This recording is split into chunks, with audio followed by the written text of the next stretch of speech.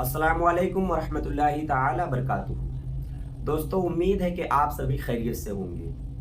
आप सभी को मालूम है कि नमाज सबसे अहम इबादत है और सबसे अफजल इबादत होने की वजह से नमाज के ताल्लुक से हमें ज़्यादा से ज़्यादा मसाइल का जानना और उनका याद रखना ज़रूरी है, इसलिए कि हमारी नमाज अच्छे तरीके से अदा हो जाए, हमारी नमाज में कोई ख़राबी ना पैदा हो।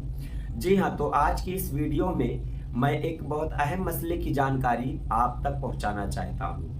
इससे पहले अगर आप मुझे YouTube पर देख रहे हो तो सब्सक्राइब कर लें और अगर Facebook पे देख रहे हो तो फॉलो कर लें, ताकि इस तरह के दीनी मसाइल आप तक पहुंचती रहें। आज का मेरा टॉपिक है कि नमाजी के आगे से गुजरना कैसा है। जी हाँ, नमाजी के आगे से गुजरना हराम है, यानी अगर कोई शख्स नमाज पढ़ रहा है तो आप उसके आगे से नहीं गुजर सकते हैं।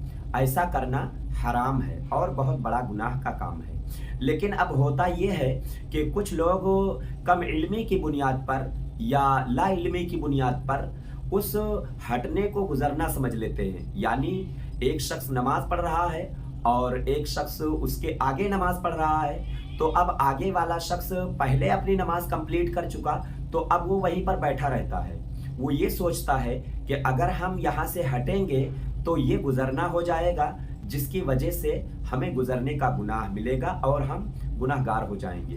तो आज की इस वीडियो में मैं यही बताना चाहता हूँ कि नमाजी के आगे से हटना गुनाह नहीं है, बल्कि नमाजी के आगे से गुजरना ये गुनाह है। यानी एक तरफ से आए और नमाजी के आगे होते हुए दूसरी तरफ गुजर गए। यानी एक शख्स पीछे नमाज पढ़ रहा है और एक दूसरा आगे नमाज पढ़ रहा है, तो अगर आगे वाला शख्स नमाज अपनी कंप्लीट कर चुका, तो अगर वो उसके सामने ही नमाज पढ़ रहा है तो वहां से दाहिने या बाएं हट सकता है। इसमें कोई गुनाह नहीं है, बल्कि गुजरना गुनाह है कि इधर से आया और उधर चला गया। अब अगर दो लोग आगे नमाज पढ़ रहे हो और एक शख्स पीछे नमाज पढ़ रहा हो और सूत्रा वगैरह जो बयान किया गया है उसकी कोई सूरत नहीं बन पाती हो, तो क्या करेंगे?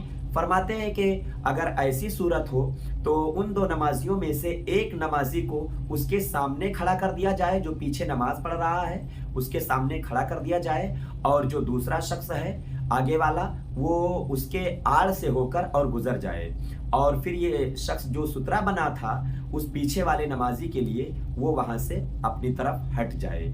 ऐसा करने में भी कोई गुनाह नहीं है, नमाज में कोई खराबी या कोई गुनाह वगैरह आपको नहीं मिलेगा।